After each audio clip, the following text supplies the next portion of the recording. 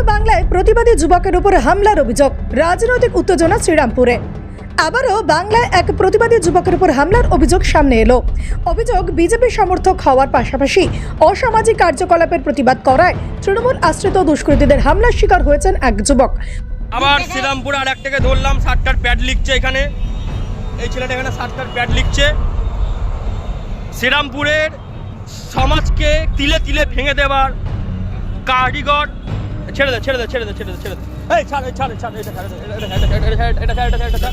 আরে ছাড় না বাবা, ছাড় ছাড় ছাড়, ওটা ছেড়ে দে। দেখো, ঘটনাটি ঘটেছে শ্রীরামপুর এলাকায়। আহত যুবকের নাম রায়ন দাস। তিনি জানান, 3 দিন আগে প্রয়াগরাজ যাওয়ার উদ্দেশ্যে শ্রীরামপুর রেল স্টেশনে টিকিট কাটতে যাচ্ছিলেন। সেই সময় স্টেশনের টিকিট কাউন্টারের সামনে প্রকাশ্যে 60টা পাট কাটা চলতে দেখেন তিনি। বিষয়টি দেখে প্রতিবাদ জানাতেই কয়েকজন দুষ্কৃতী তার উপর চড়াও হয় বলে অভিযোগ।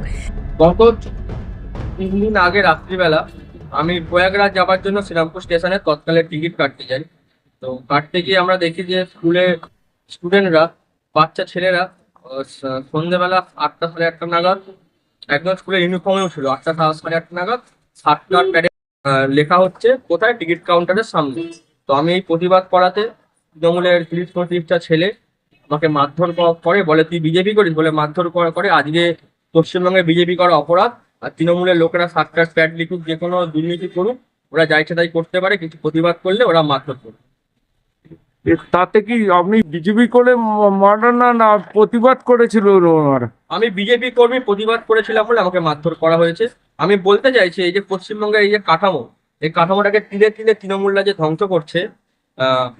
শিক্ষা ব্যবস্থা তো কিছুই নেই।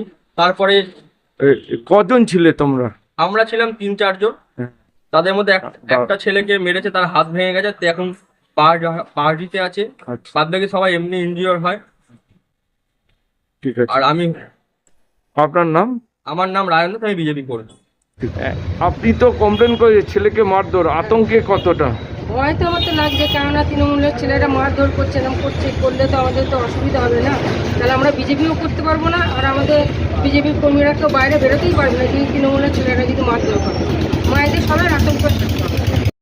তাতে আপনার ছেলের প্রতিবাদ, এরকম কি প্রতিবাদী ছোটবেলা থেকেই? ছোটবেলা থেকেই প্রতিবাদী। আমার 2টো ছেলে। আচ্ছা, আপনার ক ছেলে? 2টি ছেলে। এক মেয়ে, 2 ছেলে, তাই তো? এ ছোট, এ বড়। এ বড়। ভাই কি করে এর? আপনার ছোট পরে এখন। আচ্ছা আচ্ছা।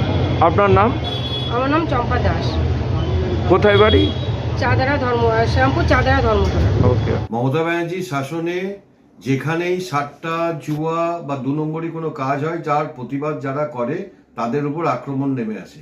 এই গত কয়েকদিন আগে শ্রীরামপুরে ঠিক এরকম একটি 60টার ঠেক চলছিল।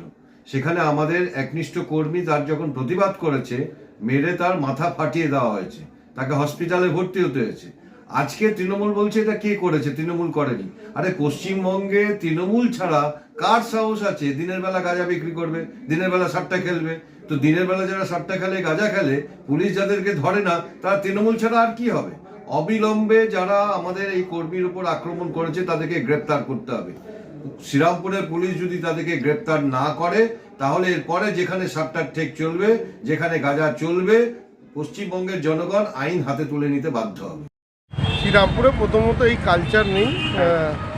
যদি কেউ অভিযোগ করে থাকে স্পেসিফিক থানায় করুন, আমরাও যদি জানলে সেটা নিশ্চয়ইভাবে সহযোগিতা করব। কাউকে কারো ক্ষমতা নেই, যে তৃণমূল হোক কি বিজেপি হোক কি সিপিএম হোক, কাউকে কেউ মারধর করবে, এর আমরা সবসময় প্রতিবাদ করেছি। তো যদি কেউ কাউকে মারধর করে থাকে, কে বিজেপি কর্মী জানিও না, নিশ্চিতভাবে আইনগত ব্যবস্থা নেবে। আমরাও জানতে পারলে নিশ্চয়ই সহযোগিতা করব। এটা তো রেলের জায়গা হয়েছে, রেলে তো কি বলবেন? দেখুন, রেলের জায়গা, রেল এখন যত রকম গরিব মানুষকে উচ্ছেদ করে কর্পোরেট জগতে পরিণত করেছে। এবং রেলের সম্বন্ধে কি বলবো, ওরা কিছু দেখবে না, ওদের খালি রেলের প্রপার্টি বেচে দিয়ে, লিজ দিয়ে, কাউকে বসিয়ে রেল নিজের মতন করে একটা সাম্রাজ্য চালাচ্ছে। ওদের ল অ্যান্ড অর্ডারের সাথে কোনোদিনই দেখে না, এবারও দেখছে না। আপনার নাম আর সন্তোষ কুমার সিং, আমি টাউন তৃণমূল কংগ্রেসের সভাপতি। রায়ানের দাবি, ওই দুষ্কৃতীরা প্রত্যেকেই তৃণমূল আশ্রিত। তার অভিযোগ, আমাদের যুব সমাজের কথা চিন্তা করে এ ধরনের অসামাজিক কাজের প্রতিবাদ করতেই ওরা আমার উপর হামলা চালায়। ওরা স্পষ্টভাবে বলে বাংলায় বিজেপি চলবে না। আহত যুবকের আরও অভিযোগ, তৃণমূলের শাসনে রাজ্য জুড়ে সাট্টা, অপরাধ ও নারী নির্যাতনের মতো ঘটনা বেড়েই চলেছে এবং এইসবের বিরুদ্ধে প্রতিবাদ করলে হামলার শিকার হতে হচ্ছে। তিনি জানান, ঘটনার সময় স্কুলের পোশাক পরা কয়েকজনকে ওই সাট্টার প্যাডে টাকা দিতে দেখা গিয়েছিল। সেই বিষয়ে আপত্তি জানানোর পর প্রায় 20 থেকে 30 জন দুষ্কৃতী তার উপর হামলা চালায় বলে অভিযোগ। ঘটনার পর রায়ন দাস বিষয়টি সম্পূর্ণভাবে পুলিশের কাছে লিখিত অভিযোগ আকারে জানিয়েছেন। অন্যদিকে এই অভিযোগ প্রসঙ্গে তৃণমূল কংগ্রেসের শ্রীরামপুর টাউন প্রেসিডেন্ট সন্তোষ কুমার সিং জানান, যদি এমন কোনো ঘটনা ঘটে থাকে তাহলে ওই যুবককে প্রশাসনের দ্বারস্থ হওয়া উচিত। শ্রীরামপুরে এই ধরনের সংস্কৃতি নেই। তিনি আরও দাবি করেন, শ্রীরামপুরে বিজেপির একাধিক গোষ্ঠী রয়েছে, সম্ভবত তাদের নিজেদের গোষ্ঠীদ্বন্দ্বের জেরেই এই ঘটনা ঘটেছে। এর সঙ্গে তৃণমূল কংগ্রেস কোনোভাবেই জড়িত নয়। সাবস্ক্রাইব করুন ডিএনএন বাংলা, ফলো করুন এক্স, ইনস্টাগ্রাম ও ফেসবুক পেজ ডিএনএন বাংলা। সবার মনে, সবার ফোনে।